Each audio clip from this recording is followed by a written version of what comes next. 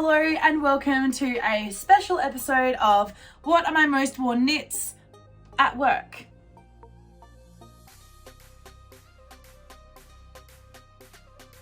So for context, I am a high school teacher and I do bring some of my stuff to work, especially in winter because my poor little poppets get cold. So let's go through them. Before I do, I would like to pay my respects to the Indigenous people on the land on which I stand, the Whadjuk Noongar people, and pay my respects to the elders past, present and emerging. So first up, this is actually not a hand knit, but it is one of my most often worn, and I just kind of want to talk about it because this is the one that I get touched in the most. This year, I've barely even worn it, to be perfectly honest, because my students keep taking it and asking if they can wear this instead. It is so comfy, it is a knit, and the reason I am showing this to you is because I just think, I'm pretty sure it's machine knit, but I think these are absolutely stunning, just the way it is. It's super thick on the inside, and this is one of the ones that my students keep requesting that I remake, or that, bless their cotton socks, some of them have actually asked if I've made myself. So this is just setting my bar really high. My second garment is, garmenty thing, is this one. This is a shawl that I made when I first ever started knitting. So I remember this would have been in 6 years ago now when I first took knitting seriously and I started trying to actually experiment. This one was made with, the grey is a Spotlight yarn and the other colours are from Knit Picks. I remember doing a massive order and getting so many of these in a giant box.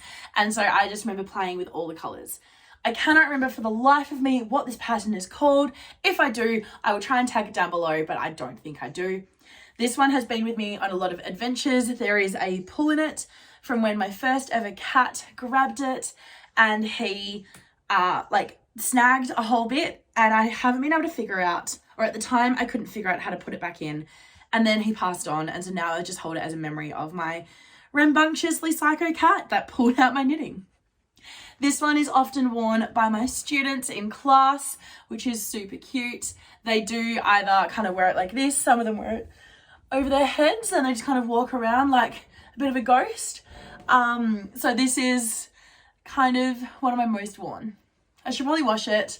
I don't think I will be taking this with me, so I might wash it and then go back to school and see if anyone maybe wants to keep it for themselves for a blanket. Speaking of blankets, this is one that I made. So this is using Bernat Casa, I think it's blanket or something. I don't know what's happened in it. I think a kid put a foot through it, which is, really helpful. But this one, smells like deodorant and vape. That's delightful. So I remember one of my students actually put this over his head, vaped, and then I had to report him, so he got suspended because you're actually not allowed to vape. So this is one that I need to wash. I don't really want to touch it too much. It is deliciously soft and squishy, and it's a good, I would say, single bed size.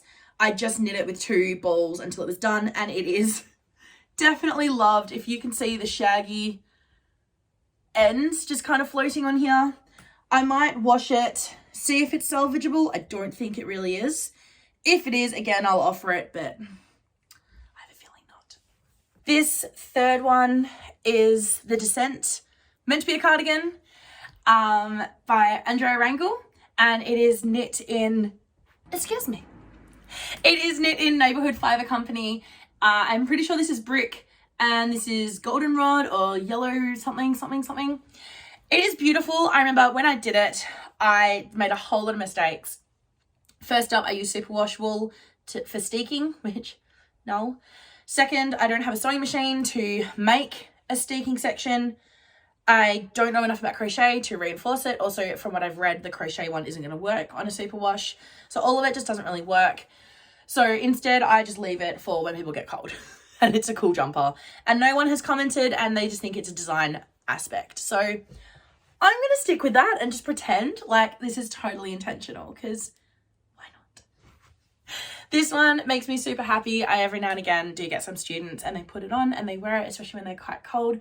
I personally love the air conditioning on.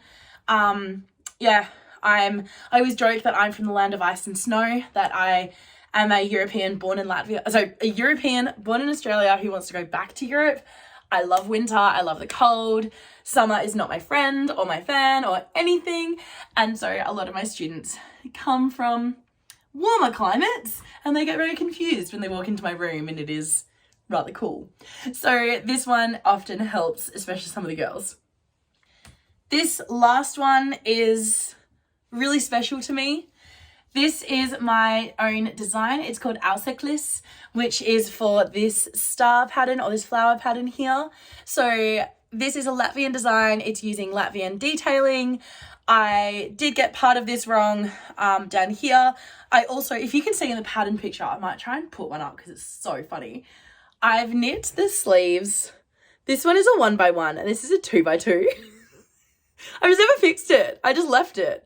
I don't know why I left it like this, but whatever. So I think this is absolutely hilarious.